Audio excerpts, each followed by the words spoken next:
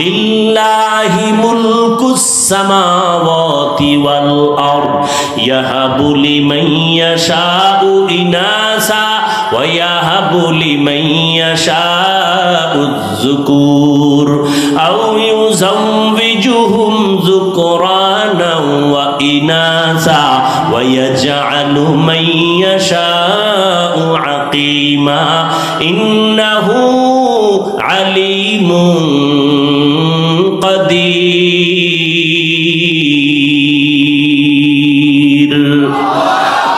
আল্লাহ বলেন আসমান জমিনের ক্ষমতা আমার হাতে, আমি চাইলে কাউকে ছেলে দেই, কাউকে মেয়ে দেই, কাউকে দোনোটা দেই, কাউকে কোনোটাই দেই না। ক্ষমতা কার? আল্লাহ পাক বলেন আমি ছেলে দিয়া সন্তান দিয়া পরীক্ষা নেই। ইন্নামা আমওয়ালুকুম ওয়া আওলাদুকুম ফিতনা, সম্পদ আর সন্তান তোমার জন্য পরীক্ষার বস্তু। খবরদার সন্তানের মায়ায় পড়ে আল্লাহকে ভুলে যেও না। ও আল্লাহর বান্দারা, পর্দার আম্মা জানেরা, আল্লাহ সন্তান দান করেছেন, সন্তানটাকে মানুষ বানায় যান। মানুষ বানাইতে হলে আপনাকে মাওলানা বানাইতে হবে না, একজন মুফতি সাহেব বানাইলেই মানুষ হবে এটা গ্যারান্টি নাই। আপনার সন্তানটারে ডাক্তার বানাবেন, আপনার সন্তানের ইঞ্জিনিয়ার বানান, তবে মানুষ যদি বানাইতে চান আমার নবীর আদর্শ ছাড়া মানুষ হওয়া সম্ভব না। অতএব আপনার সন্তান ডাক্তারি পড়িয়াও যেন নামাজ না ছাড়ে, মা বাবার সাথে বেয়াদবি না করে, এমন সন্তানের ইমানদার, এমন সন্তান রেখে যান ডাক্তার ইঞ্জিনিয়ার। আপনার সন্তানের ব্যবহারে যেন মা বাবার কলিজা ঠান্ডা হয়, সন্তানের ব্যবহারে যেন আলেমদের কলিজা ঠান্ডা হয়, সন্তানের ব্যবহারে যেন কারো অন্তরে কষ্ট না যায়। ওই সন্তান যদি রেখে যান ডাক্তার হইয়াও কোরআন পড়িয়া মা বাবার জন্য দোয়া করবে, ইঞ্জিনিয়ার হইয়াও কোরআন পড়ে মা বাবার জন্য দোয়া করবে, এমন একটা আদর্শ সন্তান রেখে যাবেন, দুনিয়াও আপনার সুনাম হবে, কিয়ামতের উসিলায় নাজাত পেয়ে যাবেন। ও যুবক বাবারা, এখনো সময় আছে, তওবা করে নাও। জীবনটার কোনো দাম নাই যদি তুমি আল্লাহর হুকুম মতো জীবনকে পরিচালনা করতে না পারো। আমি শুরুতেই বলছিলাম বাবা, তোমার আল্লাহ আমার আল্লাহ এক, তোমার নবী আমার নবী এক, তোমার ধর্ম আমার ধর্ম এক, তুমি আমি একই আল্লাহর গোলাম, একই নবীর উম্মত, এক কোরআন মানি, এক কাবা মানি। অথচ তোমার দাড়ি রাখতে লজ্জা লাগে, আমার দাড়ি কাটতে লজ্জা লাগে। বিষয়টা কি? তুমিও নবীর উম্মত, আমিও উম্মত, তোমার আল্লাহ আমার আল্লাহ এক, কোরআন এক, ধর্ম এক। তোমার নামাজ পড়তে কষ্ট লাগে আর আমার নামাজ না পড়লে লজ্জা লাগে, তোমার পর্দা করতে লজ্জা লাগে, আমার পর্দা না করলে লজ্জা লাগে। তুমি মসজিদে ঢুকতে লজ্জা পাও আর আমি মসজিদে না ঢুকলে লজ্জা পাই। বিষয়টা কি? আসলে বিষয় কিছুই না। আবু জাহিল্লাও একটা মানুষ, ওমরে ফারুক একটা মানুষ। ব্যবধানটা কোথায়? ওমর যেই রাস্তায় চলে ওই রাস্তায় শয়তান পর্যন্ত আসে না, ভয়। ওমর এমন আল্লাহর গোলাম হয়ে গেল যে ওমরের তরবারির সামনে কোনো বেঈমান দাঁড়াইতে পারে না, ভয়। কারণটা কি? ওমর আর আবু জাহালের সূরত এক, কিন্তু ওমরের মধ্যে মদিনার নবীর আদর্শ আসার কারণে আল্লাহ এত পাওয়ার দান করছেন। এক ওমরের দ্বারা গোটা দুনিয়া অর্ধ জাহান শাসন করছেন, শোষণ করে নাই। ওমরের কোনো বডিগার্ড নাই, সিকিউরিটি গার্ডও ওমরের নাই, কোনো অস্ত্র নাই। রোমের সর্দার, রোম সম্রাট কয় ওমরের এত সুনাম, এই ওমরের বডিগার্ড কয়জন? খবর নাও। গিয়া খবর নিয়ে দেখে কোনো বডিগার্ড নাই, একা একা চলে। কয় একা একা চলে, অর্ধ দুনিয়ার বাদশাহ। কয় তারে মারার জন্য তো বড় সহজ। কয় হ্যাঁ সহজ, যাও দায়িত্ব দিয়া দিল তরবারি নিয়া, ওমরের মারতে পারবা কে? কয়েকজন রেডি। কয় গোপনে একা কোথায় তাকে মেরে ফেলবা? খবর নিয়ে দেখে এরকম একটা খোলা ময়দানে পাহাড়ের পাশে ওমর একা, হাতের বালিশ বানায় ঘুমাইতেছে, আর কেউ নাই। দুশ্মন খবর পাইয়া রওয়ানা। এই সুযোগ হাতছাড়া করা যাবে না। আল্লাহ যদি হেফাজত করে দুনিয়ার সবাই এক হইয়াও তার ক্ষতি করতে পারে না। ওমর তো ঘুমে আছে, তরবারি নিয়ে দুশ্মন মাঠের কিনারায় গিয়া দেখে কেউ নাই, সহজে মেরে ফেলবো, মনে বড় খুশি। কিন্তু হঠাৎ করে আবার ভয়, এক কদম সামনে যায় আবার দাঁড়ায় যায়, পেছনে ব্যাক করে আবার যায়। এভাবে করতে করতে দীর্ঘ টাইম ওমরের কিনারায় কাছাকাছি যাইয়া এবার ভাবতেছি ওমরের মারবো। হঠাৎ করে দেখে কিনারায় যাওয়ার পর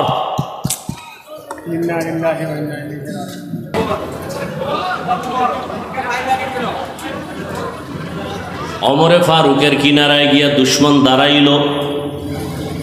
হঠাৎ করে তাকায় দেখো ওমর একা ঘুমায় না, জঙ্গলের একটা বাঘ ওমরের চারপাশে ঘুরে আর পাহারা দেয়। বাঘ দেখে ভয় লাগে নাই? তরবারিটা হইরে গেছে ভয়ে। ওমর তাকাইছে, এখন আর কলিজা সাথে নেই। তাই তুমি এখানে কেন? সব খুইলা কইছে, কয় মাফ করে দেন। শেষ পর্যন্ত কালেমা পড়ছে। মুসলমানের চরিত্র প্রতিশোধ নেয় না, প্রতিশোধ নেয় না, এটা মুসলমানের আদর্শ। রসুল শিখাইয়া গেছেন, রসুলের আইনে যদি দুনিয়া চলতো পৃথিবীতে কোনো আন্দোলন থাকতো না, কোনো ঝগড়া থাকতো না, কলহদ্বন্দ্ব থাকতো না। কিন্তু এটা হতে দিবে না। যারা অন্যায়কারী এরা কখনো সঠিক কাজ সমাজে হোক এটা করতে হতে দিবে। ভাইরা আমার, সেই ওমর রহমতের নবীর আদর্শ নিয়ে বড় দামি হয়ে গেল। আল্লাহ এত পাওয়ার দান করছেন, ওমরের শানে আল্লাহ আয়াত নাজিল করছেন কোরআন শরীফে। আয়াত নাজিল কইরা কয় নবীকে জিব্রাইল বলো ওমর যে একটা মত পেশ করছে আমি আল্লাহ মেনে নিলাম, নবীও যেন মেনে নেয়। খবর আছে আপনাদের? আর সেই ওমরের সাথে একটু তর্ক করছেন আপনারা ঘুমের ঘরে, না কি? তর্ক না করলে 8 রাকাত তারাবি লয়ে কিলেকিলি করেন কেন? হ্যাঁ, যে ওমর 20 রাকাত চালু করছে না, ওমরেরটা মানি না, মুহাম্মদেরটা মানি। নবী কয় আমি মুহাম্মদ আর আমার সাহাবাদেরকে যারা মানবে না তারা জান্নাতি হতে পারবে না। আল্লাহ আয়াত নাজিল করছেন কোরআনে, কোন এক বিষয় আমি বলার সময় নেই। আল্লাহ কয় জিব্রাইল নবীকে বলো ওমর যা মত পেশ করছে রসুলের সামনে আমি আল্লাহ মেনে নিছি, নবীও যেন মেনে নেয়। সেই ওমর, সেই ওমরের সাথে দুশ্মনী কেন? তুমি তারাবি 8 রাকাত বাদ দাও, যাও আমি হাফিজুর রহমান বলে গেলাম, তুমি 2 রাকাত তারাবি পড়ো, তবে পড়ার মতো পড়ো। যেই তারাবির সেজদায় গেলে মাওলার সাথে মোলাকাত হবে এমন পড়লে তোমার 2 রাকাতই যথেষ্ট।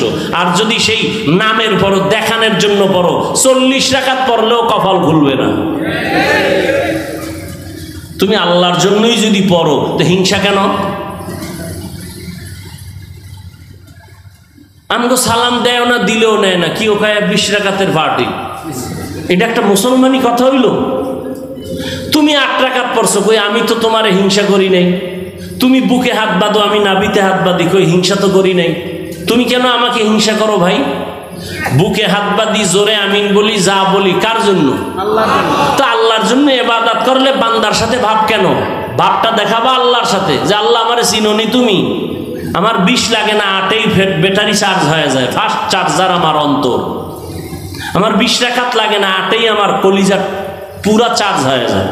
ভাব দেখাবা আল্লাহর সাথে, আল্লাহর ইবাদত করো, বান্দার সাথে কেন? অহংকার, নবীজি বলেন আগুন যেমন লাকড়ি ধ্বংস করে দেয়, অহংকার আর হিংসা মানুষের জীবনের ইখলাসওয়ালা আমলগুলোকেও ধ্বংস করে দেয়। আল্লাহ আমাদের অহংকার হিংসা থেকে হেফাজত করেন।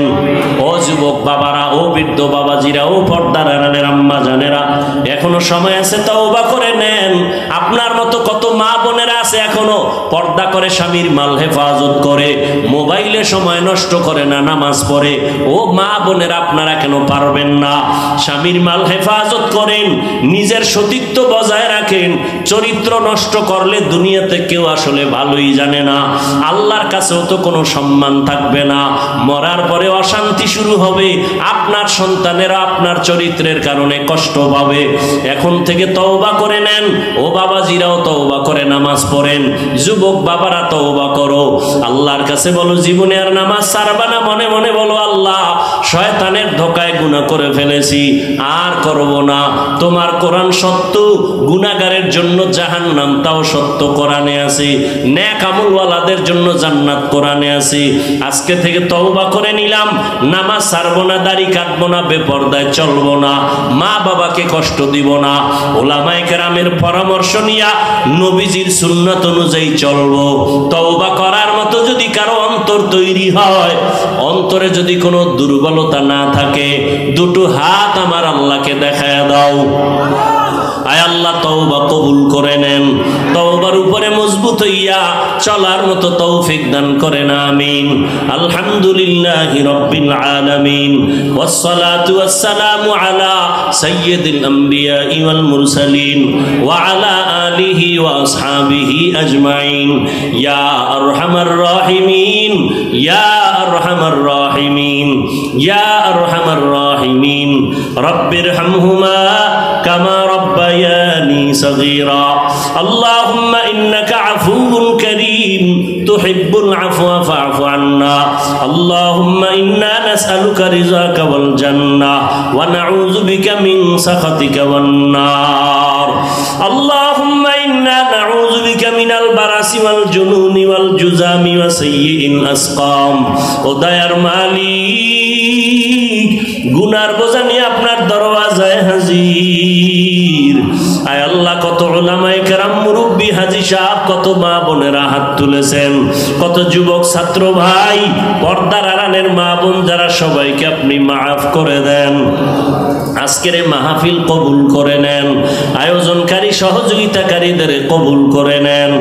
আয় আল্লাহ, এলাকায় শান্তি দান করেন, সবার কামাই রুজি ব্যবসায় বরকত দান করেন, সারা দুনিয়াতে শান্তি দান করেন, ফিলিস্তিনের মুসলমানদের উপরে রহমত দান করেন। আয় আল্লাহ, ইসরায়েলের জালিম থেকে হেফাজত করেন, প্রবাসে আমার ভাই বোন যারা আছে তাদের কামাই রুজিতে বরকত দান করেন, হেফাজত করেন। বাংলাদেশ শান্তির দেশ বানায় দেন, প্রশাসনিকভাবে যারা কাজ করে দিনদার বানায় দেন, জনপ্রতিনিধির দায়িত্বে যারা দিনের খাদেম বানায় দেন। আমার কলিজার যুবকদের হেদায়েতের দৌলত দিয়া কবুল করে নেন, মোবাইলের গুনাহের থেকে হেফাজত করেন। আয় আল্লাহ, রিয়া হাসাদ কিবির দূর করে ইখলাস দান করেন, 5 ওয়াক্ত নামাজি বানায় দেন, পরীক্ষার্থী যারা কামিয়াবি দান করেন, মাদ্রাসা মসজিদ সহ অন্যান্য শিক্ষা প্রতিষ্ঠান নবীর আদর্শে কবুল করে নেন। আয় আল্লাহ, মোহাব্বত বাড়ায় দেন, আমাদের মা বাবা মুরব্বী যারা কবরে জান্নাত দান করেন, আম্বিয়ায়ে কেরাম, সাহাবায়ে কেরাম, শুহাদায়ে কেরাম, আউলিয়ায়ে কেরামদের জান্নাত দান করেন। আয় আল্লাহ, আমরা যারা বেঁচে আছি হায়াত বাড়ায় দেন, অসুস্থ যারা কুদরতের হাতে সুস্থতা নিয়ামত বাড়ায় দেন। আয় আল্লাহ, সবার দিলের নেক আশা পূরণ করে দেন। আয় আল্লাহ, নবীজির সুন্নাত ওয়ালা জিন্দেগি দান করেন, মুখালিফের মুওয়াফিক বানায় দেন, চলার পথে ইজ্জতের সাথে হেফাজতের ব্যবস্থা করে দেন, সারা দুনিয়ায় খেদমতের জন্য কবুল করেন, হালাল বরকতের রিজিক দান করেন, ইলম হিকমত আমলে বরকত দান করেন, আমাদের মুরব্বীদের দোয়া নিয়ে চলার তৌফিক দান করেন, উলামায়ে আহলে হকের বিজয় দান করেন, মিথ্যা মামলা থেকে চিরমুক্তির ব্যবস্থা করেন।